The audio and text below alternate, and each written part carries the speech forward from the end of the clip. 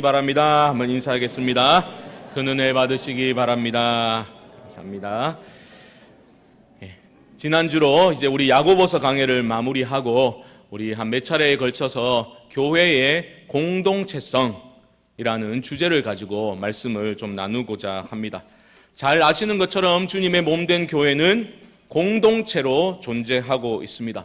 우리가 믿는 하나님이, 유일하신 하나님이 삼위로 존재하시고 성부, 성자, 성령 하나님께서 완전하고 온전한 교제, 공동체로 존재하고 계십니다. 우리가 예수님을 구주로 영접하는 것은 개인적인 나의 신앙의 회심의 체험이지만 우리가 신앙생활을 하는 것은 나 혼자 하는 것이 아니라 교회 공동체 안에서 신앙생활을 하는 것입니다.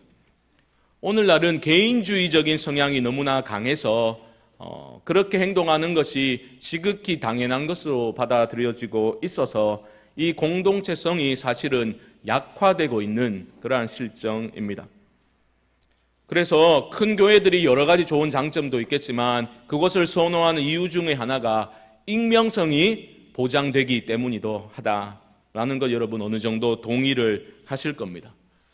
우리 교회는 또 새로운 분이 오시면 어떻게 오셨는지 최대한 불편하지 않게 접근도 하고 하는데 정말 큰 교회는 크게 관심을 가지지 않고 익명성이 보장되고 내가 가서 편하게 예배드리고 그렇게 할 수 있도록 그런 점이 좋아서 또 큰 교회를 선호하는 모습도 사실은 있습니다. 저는 이런 개인주의적인 성향이 우리의 신앙의 성숙에 아주 좋지 않은 영향을 미치고 있다라고 생각합니다. 신앙생활은 내가 좋으라고 하는 게 아닙니다.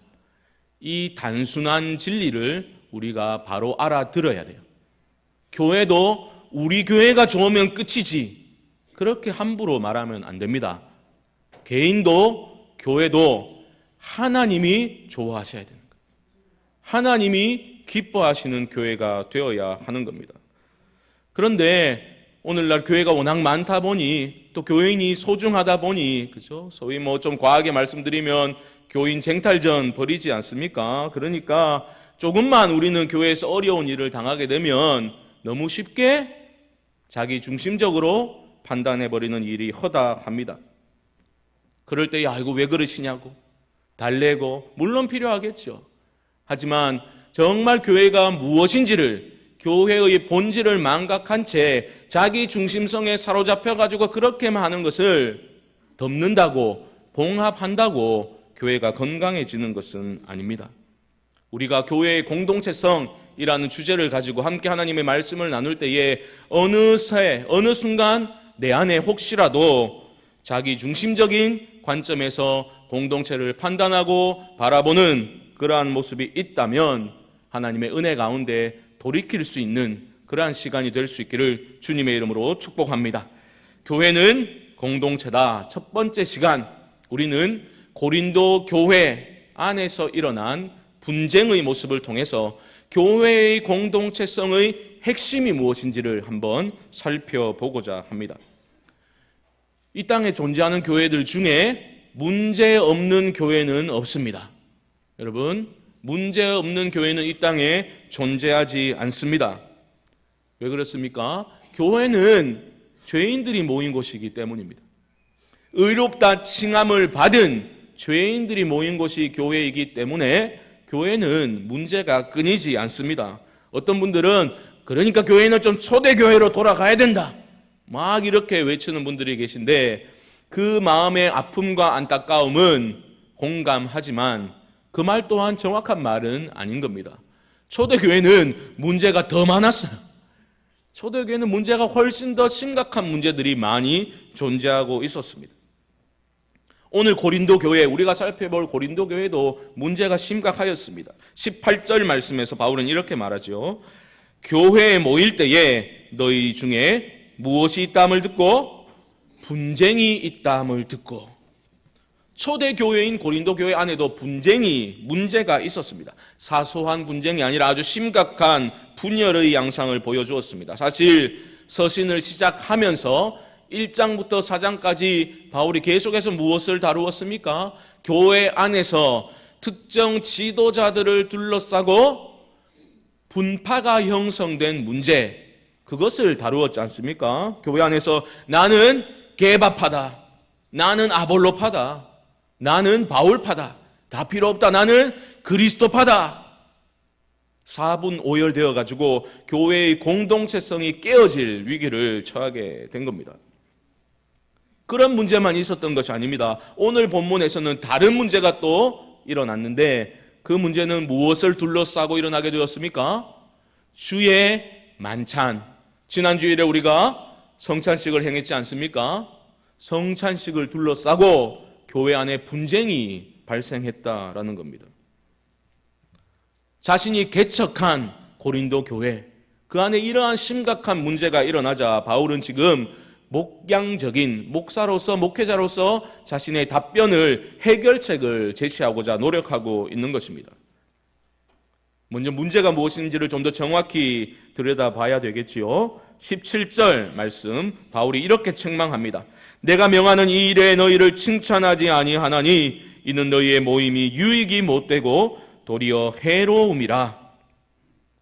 쉽게 말하면 오늘날처럼 주일에 그들은 또 말씀 중심의 예배를 드리고 또 저녁이 되면 함께 공동 식사를 하면서 주의 만찬, 성만찬을 행하였던 것으로 보입니다. 그런데 뭐라고 말합니까? 너희의 모임이, 교회 모임이 유익이 되기는커녕 해악을 끼치고 있다라고 책망하고 있는 겁니다.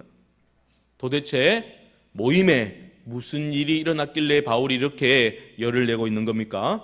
20절과 21절 보십시오. 그런즉 너희가 함께 모여서 주의 만찬을 먹을 수 없으니 이는 먹을 때에 각각 자기의 만찬을 먼저 갖다 먹으므로 어떤 사람은 시장하고 어떤 사람은 취함이라. 감이 좀 오십니까? 그들은 초대교회도 누가는 이렇게 증거하고 있죠. 날마다 예수 믿는 사람들이 떡을 떼며 교제에 힘쓰더라. 주의 성만찬을 나누며 그들은 교제를 나누었습니다. 지난주에 행했던 요만한 카스테라 빵과 작은 포도즙을 뜻하는 것이 아니라 그들은 공동체가 함께 식사로 교제를 하고 엄격히 분리되지 않은 성찬을 행했던 것으로 그렇게 보여집니다. 공동 식사의 말미에 엄격하게 구분은 되지 않았지만 자연스럽게 성찬을 행하는, 주의 만찬을 함께 나누는 그러한 시간을 가졌던 것으로 보이는데, 여기서 문제가 발생한 것입니다. 무슨 일입니까? 각각 자기의 만찬을 먼저 갖다 먹으므로 어떤 사람은 배부르고 어떤 사람은 시장했다라는 겁니다. 왜 이런 문제가 일어났겠습니까? 오늘날 우리 교회도 맛있게 점심을 먹는데 어떤 분들은 어떤 테이블에는 엄청나게 많은 반찬이 있고 여기는 풀만 몇 개 주고 이러면 교회가 큰일 나겠죠? 먹는데 별로 관심이 없으니까 좀 이따 보겠습니다만은. 그런데 그 당시에는 사회 문화적인 관습에 따르면 신분에 따라서 음식의 양과 음식의 종류나 질이 달랐던 것, 그것은 당연한 일이었습니다. 한번 이렇게 상황을 재구성해 보시죠. 예수를 믿었습니다. 고린도 교회 교인이 되었습니다. 그런데 그때의 교회는 가정교회였습니다. 바울이 말할 때에 너희 중에 뭡니까? 문벌이 좋은 자, 쉽게 말해서 잘 나가는 부자들이 많지 않다라는 말은 소수가 있었다라는 말이죠.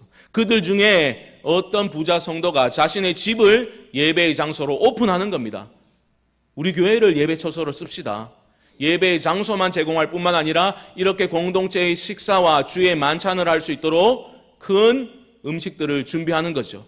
그리고 몇 명이 또 각자가 가져온 음식을 함께해서 공동 식사도 나누고 주의 만찬도 나누는 그러한 모습입니다. 그 당시 가옥 구조를 보면 좀 부잣집에 괜찮은 집일 경우에 한 40-50명 정도가 들어갈 수 있었다고 하니 그 정도 규모로 보시면 되겠습니다. 교회 광고가 나가는 거죠.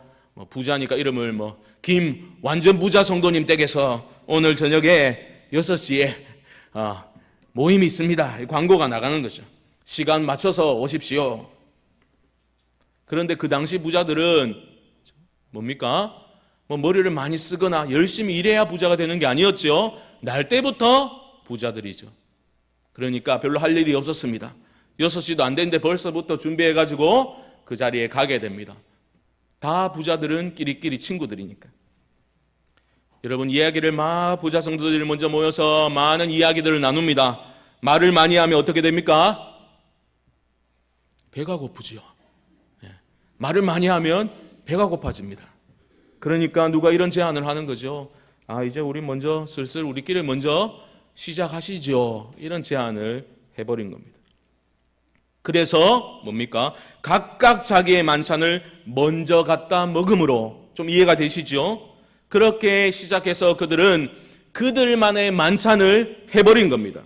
후에 6시가 되었고 또 성도들 중에는 노예들도 많이 있었으니 일을 마무리하고 조금 늦게 온 사람들도 있었을 것인데 모이고 보니 상황이 어떻습니까? 부자 성도들은 배부르고 또 포도주까지 마셨으니 취해가지고 해롱해롱거리고 있고, 늦게 온 가난한 성도들은 배가 고픈 이러한 상황이 연출이 된 겁니다.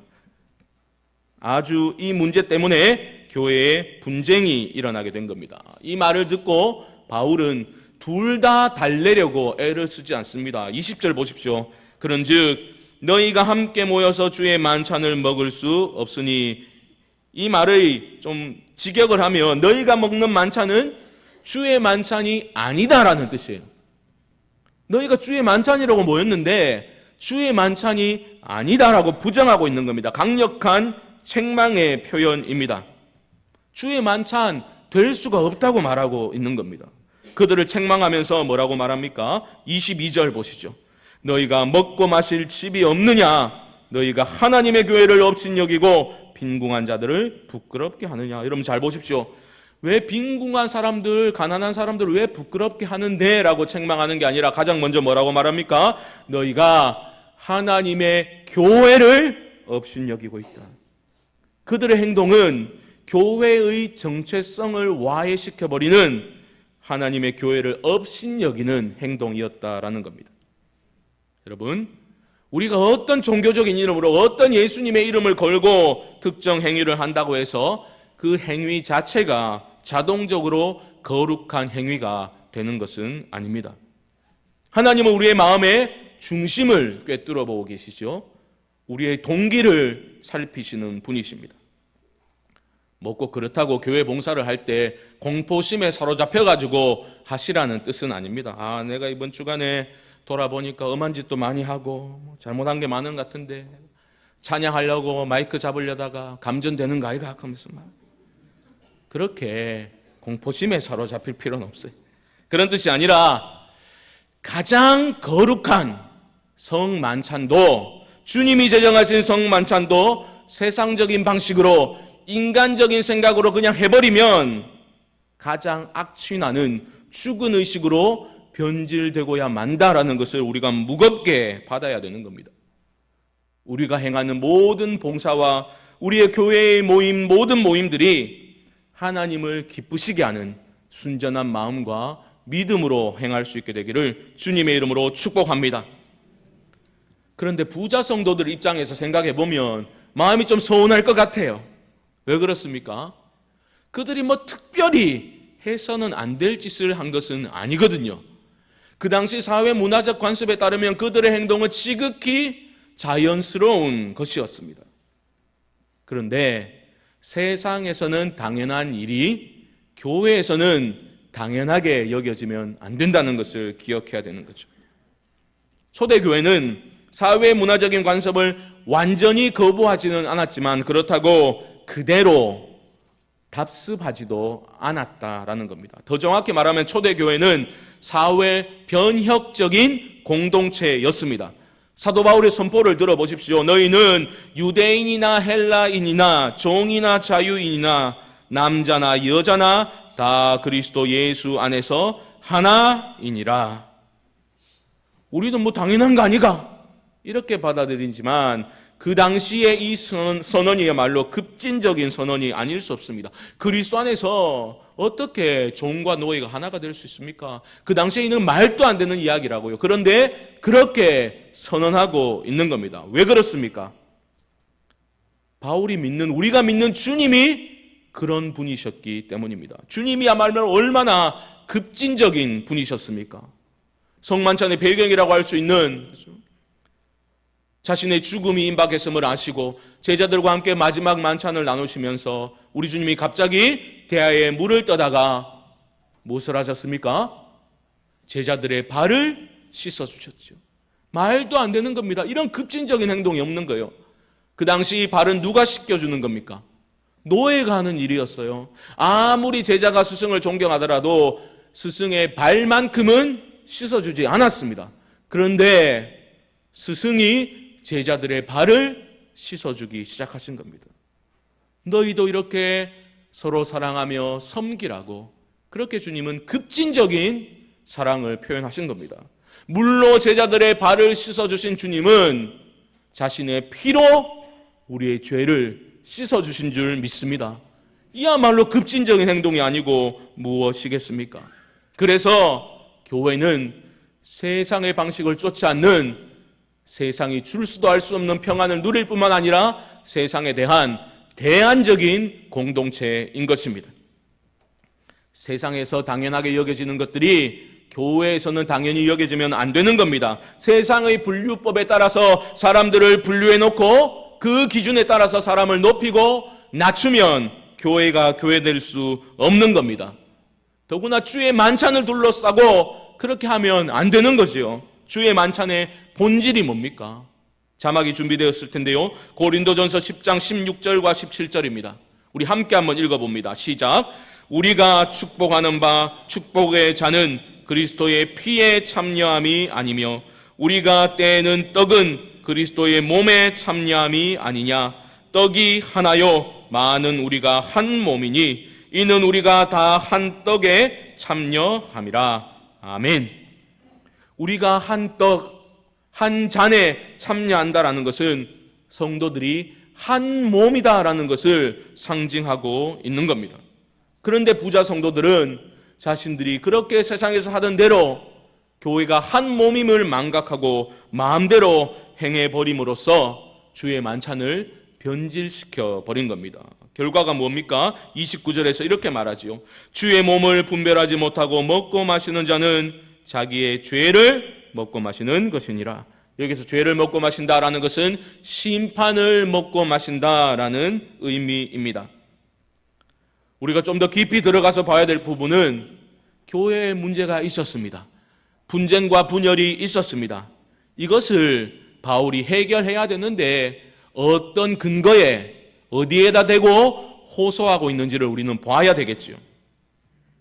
바울은 예수 전승에 호소하고 있습니다. 그것이 문제 해결의 근거입니다. 23절 보십시오. 내가 너희에게 전한 것은 주께 받은 것이니. 보십시오. 지금 바울은 자신이 어떻게 해가지고 의견을 조율해가지고 문제를 해결하려고 들고 있지 않습니다. 지금부터 내가 말하는 것은 내 말이 아니라 뭐라고요? 나도 받은 거야. 주님께 받은 것이야. 예수님이 친히 제정하신 성만찬, 주의 만찬 때 일어난 가르침을 사도 바울은 문제 해결의 핵심으로 보고 있는 것입니다. 주의 만찬, 그 전승의 핵심은 26절에 나오고 있습니다. 26절 보십시오. 너희가 이 떡을 먹으며 이 잔을 마실 때마다 주의 죽으심을 그가 오실 때까지 전하는 것이니라. 원문을 보면 주의 죽으심이 문두에 나와 있어요. 그 말은 강조하고 있는 겁니다. 주의 죽으심, 너희가 이것 전하는 거야. 주의 죽으심을 계속해서 바울은 강조하고 있는 겁니다. 주의 죽으심이 주의 만찬의 핵심인데 부자들은 주의 죽으심으로 하나 된 공동체인 한몸 공동체라는 것을 망각하고 그렇게 행해버림으로써 주님께서 아낌없이 물과 피를 쏟아서 모든 차별의 담을 허물어 버리셨는데 그 허무신 것을 세상 방식으로 인간적인 욕심으로 자기 마음대로 행해버림으로 주님이 허무신 것을 다시 세우는 어리석은 죄악을 행하게 된 것입니다. 그러니까 주의 떡이나 잔을 합당하지 않게 먹고 마시는 것이 되어버린 겁니다. 27절 하반절에서 뭐라고 말합니까? 주의 몸과 피에 대하여 죄를 짓는 것이니라. 그게 바로 죄 짓는 거다라고 말합니다. 바울은 권면합니다. 28절. 사람이 자기를 살피고 그 후에야 이 떡을 먹고 이 잔을 마실지니. 자기를 살피라라는 말을 우리는 어떻게 봅니까? 나의 내면을 성찰해보라. 내 마음 상태가 어떤가? 죄악에 찌들어 있는가? 이것을 점검하라는 뜻으로 내적 성찰의 요구로 받아들이기 쉽지만 사실은 그런 뜻이 아니라 잘못된 행위를 바로 잡으라라는 뜻입니다. 그래도 내가 주님의 사랑받는 자녀이지요 일하고 있으라는 뜻이 아니라 잘못된 행위를 바로 잡고 이 떡과 잔을 마셔야 된다. 그렇지 않으면 주의 만찬이 될 수 없는 거지요.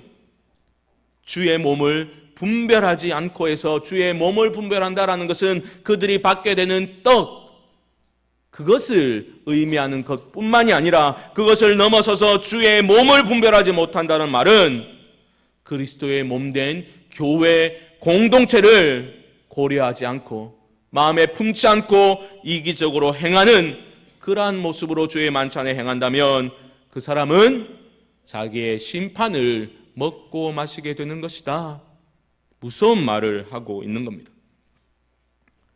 이런 심판은 그냥 겁주기 위해서 해보는 말이 아니라 바울은 뭐라고 말합니까? 실제로 너희 교회 안에서 이 심판이 임하고 있어 라고 말하고 있죠. 30절 보십시오. 그러므로 너희 중에 약한 자와 병든 자가 많고 잠자는 자도 적지 아니하니. 이 말은 영원한 멸망을 뜻하는 것이 아니라 올바른 신앙의 회복을 위해서 징계적인 심판이 이미 너희 교회 공동체 안에 일어나고 있다라고 심각하게 받아들여야 한다고 바울은 말하고 있는 것입니다. 사랑하는 성도 여러분, 꼭 기억하시기 바랍니다. 교회에 문제가 있을 때 교회의 분쟁의 문제를 해결하기 위해서는 우리는 의견을 조율하는 데 그칠 것이 아니라 그리스도의 십자가로 돌아가야 할 줄 믿습니다. 우리 예수 그리스도의 십자가가 우리를 하나로 묶어주는 힘이요, 날 구원하신 예수 그리스도의 십자가 사랑은 옆에 있는 지체를 소중하게 여길 수 있도록 이끌어줄 뿐만 아니라 우리가 여기에 함께 있다는 것, 우리의 존귀함을 깨닫게 만들어주는 것입니다. 우리가 그 십자가 사랑으로 우리 성광교회가 충만히 채워질 때에 우리 교회가 세상이 감당할 수 없는 믿음의 공동체로 세상의 방식에 의해서 변질되는 공동체가 아니라 세상을 변혁해 나가는 살아있는 공동체로 세워져 나가게 될 줄 믿습니다. 사도 바울은 그래서 이러한 모든 파행적인 모습을 멈추고 어떻게 하라고 해결책을 제시하고 있습니까? 33절 보십시오. 그런즉 내 형제들아, 먹으러 모일 때에 서로 기다리라. 만일 누구든지 시장하거든 집에서 먹을지니. 보십시오. 서로 기다리라 라고 말하고 있습니다. 서로 기다려줌으로써 교회의 하나됨을 지켜나가야 한다라고 말하고 있는 겁니다. 이 권면이 부자 성도들의 입장에서는 못마땅할 수 있겠습니다. 아니 무슨 노예들까지 그렇게 기다려준다는 것, 불편하고 무리하고 어쩌면 무례한 요구라고까지 생각할 수도 있습니다. 하지만 바울은 단호하게 말합니다. 그렇게 배고프면 집에서 먹고 오면 되잖아 라고 말하는 겁니다. 우리는 얼마나 이기적인지 모르죠. 자기 편한 대로 교회 생활하려고 할 때가 얼마나 많습니까? 내 뜻대로 하고자 하는 욕망, 내가 기준이 되고자 하는 그 욕망에 걸려 넘어질 때가 얼마나 자주 있습니까? 하지만 우리가 예수 그리스도의 죽으심을 기억한다면 그 십자가 사랑으로 우리가 새롭게 태어나게 되었다는 것을 기억한다면 그 죽음으로써 이룬 하나됨을 지켜나가기 위해 우리는 기꺼이 나의 권리를 내려놓을 수 있어야 하지 않겠습니까? 내가 낮추고 내가 먼저 내려가고 내가 먼저 희생할 때에 교회의 하나됨은 지켜져 나가게 되는 겁니다. 자기 주장을 멈추고 세상적 기준과 가치관들을 다 내려놓고 주님 안에서 우리는 하나입니다라는 말의 의미를 마음에 새겨야 하는 겁니다. 성령의 하나 되게 하신 것을 힘써 지키라라는 말씀을 살아내기 위해서 땀과 눈물을 한번 흘려 보셔야 되는 겁니다. 일시적인 것이 아니라 포기하지 아니하고 그렇게 이미 하나 되게 하신 공동체를, 그 하나됨을 지켜나가야만 하는 겁니다. 그것이 바로 교회 공동체를 바라봐야 할 저와 여러분들의 마음이요 태도가 되어야 하는 겁니다. 말씀을 정리해 보겠습니다. 우리 성광교회는 정말 성령 안에서 이미 하나 되게 하신 것을 잘 지켜나가고 있는 공동체입니까?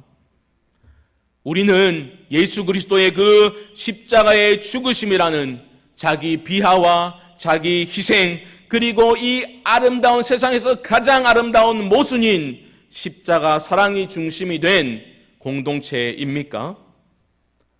우리 각자가 처한 상황과 형편이 다 다릅니다. 삶의 자리가 다 다릅니다. 우리의 기질과 성향이 다르지만 그 모든 다양성들은 참되신 하나님의 사랑이 중심이 되어 예수 십자가 사랑이 공통 분모가 되어서 모든 다양성들은 말살되지 않고 아름답게 조화를 이루고 연합되어져 가고 있습니까? 교회를 대하는 여러분들의 태도는 무엇입니까? 그저 나의 종교적인 필요를 채워줄 그러한 서비스를 제공하는 단체나 조직으로 바라보십니까? 내 마음에 들지 않으면, 마음에 좀 부담을 느끼거나 껄끄러운 문제가 발생하면 언제든지 미련 없이 가볍게 떠날 수 있는 곳이, 그런 곳이 교회입니까? 교회는 예수 그리스도의 십자가 보혈의 은혜로 한 세 사람으로 창조된 공동체입니다. 십자가 대속의 은혜로 한 몸 공동체로 하나님이 세워주신 겁니다. 교회는 교회다워야지 되는 겁니다. 교회가 교회다울 수 있는 유일한 길은 우리 각 지체들이 십자가 사랑으로 하나 되어서 세상의 분류법을 뛰어넘어서 서로를 주님의 사랑으로 대해야 합니다. 나의 모든 개인주의적인 성향과 기질을 넘어서서 성령 안에서 우리를 하나 되게 하신 하나님의 뜻과 계획을 내 마음에 새겨야 하는 겁니다.